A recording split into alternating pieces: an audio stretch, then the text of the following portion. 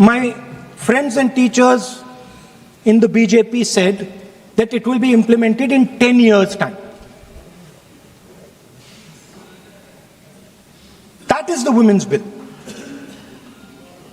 This is an attempt to change the electoral map of India, using and hiding behind India's women. And actually it is a shameful act, because instead of giving them women's reservation, which is very easy to do, and every single opposition person will support it right now, bring that old bill back right now, and we will help you pass it for implementation from this second. Now, that is the women's bill. This is something else. And the truth needs to be told about what this is. There is a central truth in India's history, in India's past and present. And I have become more and more and more aware of this truth. And that is the brutal, cruel, unforgiving treatment of the OBC community, of the Dalit community,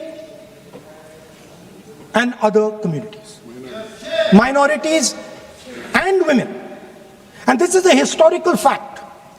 This need not be argued here.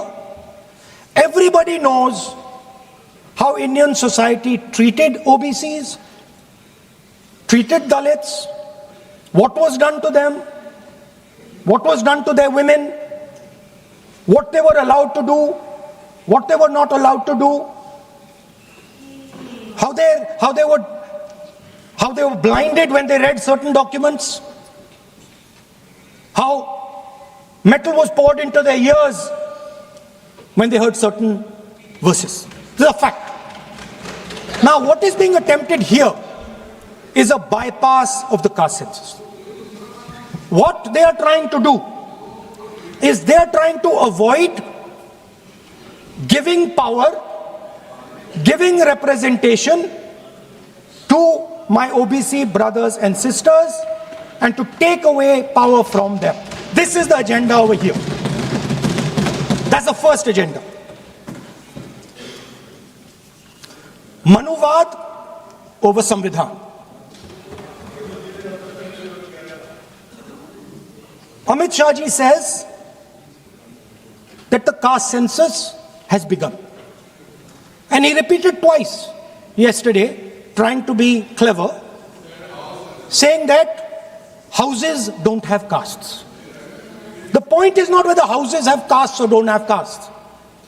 The point is whether the caste census is going to be used for representation in Parliament, Vidhan Sabha, Lok Sabha. And what you're trying to do now is trying to make sure that caste census has nothing to do with representation for the next 10 years, 15 years, so that you can kick the ball down the street. That's the first thing that is being done. Second thing that is being done, equally bad thing, but a very dangerous thing. What you're doing, because you're scared of what is happening in the politics of this country, you're scared of the erosion of your strength, you're trying to rejig the Indian political map. You have done it in Assam, you've done it in Jammu and Kashmir, and now you're imagining that you can do it in India. हमारी पूरी party माननीय प्रधानमंत्री जी के नेतृत्व में माताओं को अधिकार देने के लिए, बहनों को अधिकार देने के लिए, दलित, शोषित, वंचित, पिछड़ों को अधिकार देने के लिए 33% रिजर्वेशन के लिए चिंतित है। रात 1:30 बजे तक पूरे संसद के सदस्य और खासकर भारतीय जनता पार्टी और एनडीए के सदस्य यहां लगातार जमे हुए थे और मैं जब आज यहां आया तो मुझे लगा कि कांग्रेस के जो लीडर ऑफ द अपोजिशन है उनसे जो है माताओं और बहनों के लिए कुछ सुनने को मिलेगा। उन्होंने जब भाषण शुरू किया और जब खत्म किया सर, तो मुझे लगा कि मैंने पीसी सरकार का जादू शो देख लिया या माइकल जैक्सन का मैंने डांस देख लिया। मैं कंफ्यूज हूं सर कि वो पीसी सरकार थे या माइकल जैक्सन थे। लेकिन फिर मुझे याद आया सर कि आज कौन सा तारीख है। आज 17 अप्रैल है और पूरे सदन के लिए और पूरे देश के लिए आज 17 अप्रैल को दो घटना हुई सर।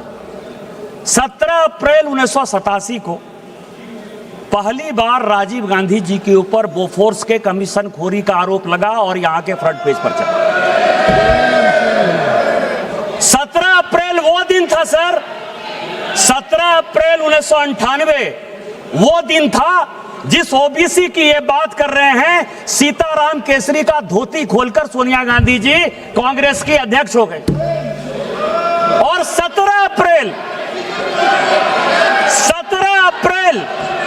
1999 वो दिन था जिस दिन कि अटल बिहारी वाजपेयी की सरकार को जबरदस्ती क्रिश्चियन लॉबी के दबाव में गिरधर गमांग को वोट दिलाकर यही इस्तीफा दिला के दिया गया। यह 17 अप्रैल है सर, और इसीलिए उनका पीसी सरकार और माइकल जैक्सन होना लाजमी है। दूसरा सर, 543 की बहुत बात हो रही है, यह संविधान से चलता है ये देश सर। सबसे पहले मैं कास्ट सेंसस पर आ जाऊं। आजकल रोज कह रहे हैं सर कि कौन दलित है, कौन पिछड़ा है, कौन आदिवासी है। सर, इस देश में सबसे यदि मजबूत कोई बिजनेसमैन है जिसकी की बहुत इज्जत है तो वो टाटा परिवार है। और राहुल गांधी जी को यही नहीं पता कि टाटा माइनॉरिटी है। वेदांता के मालिक अनिल अग्रवाल जी ओबीसी हैं। सुजलॉन के मालिक तुलसी ताती शेड्यूल कास्ट हैं। और मैं आपको बता दूं सर कि बहुत बड़ा ग्रुप है माइकल सेन, उसका जो सीईओ है वो अरुण उरांव आदिवासी। जिसको जो अपॉर्चुनिटी मिली इस अपॉर्चुनिटी में काम किया। लेकिन आपने क्या किया? कॉन्स्टिट्यूएंट असेंबली में आपने भी बात की है, ओबीसी रिजर्वेशन की बात हो रही है ना, reservation with in reservation. OBC को संवैधानिक अधिकार हमारे प्रधानमंत्री ने दिया। आप मांग रहे हो, आपका डिमांड क्या है? सारे अपोजिशन के लोगों ने, अखिलेश यादव जी से लेकर सारे लोगों ने कहा कि ओबीसी महिलाओं को रिजर्वेशन चाहिए। इसी ओबीसी रिजर्वेशन के लिए 2010 में जब राज्यसभा में यह कानून पास हो रहा था तो जो सदन के नेता थे प्रणब मुखर्जी साहब और जो उस वक्त के तत्कालीन प्रधानमंत्री थे मनमोहन सिंह जी, उनका स्टेटमेंट लेकर आया हूं मैं।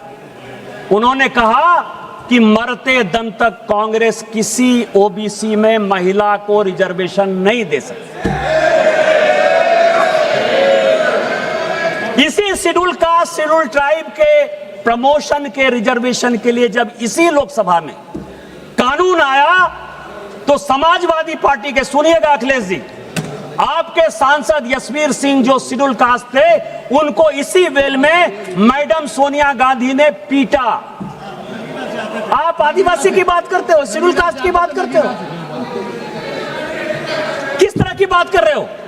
और 2011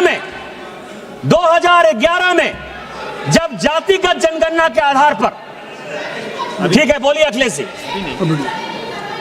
ये अध्यक्ष महोदय, सभापति महोदय, समाजवादी पार्टी का हमेशा पक्ष रहा है कि महिला आरक्षण के हम पक्ष में, पहली बात। दूसरा, हम पार्टी के अनुसार चाहते हैं आरक्षण। तीसरा, हम जाति जनगणना चाहते हैं। आप इस सदन में कहिए कि जाति जनगणना करेंगे और कब तक करेंगे, और क्या ओबीसी महिलाओं को आप शामिल करोगे कि नहीं करोगे? सभापति महोदय, अखिलेश अभी तो भाषण चल रहा है, आपको क्लैरिफिकेशन मांगना है होम मिनिस्टर साहब का जब प्रॉपर रिप्लाई होगा तब आ जाएंगे, अभी भाषण होने दीजिए।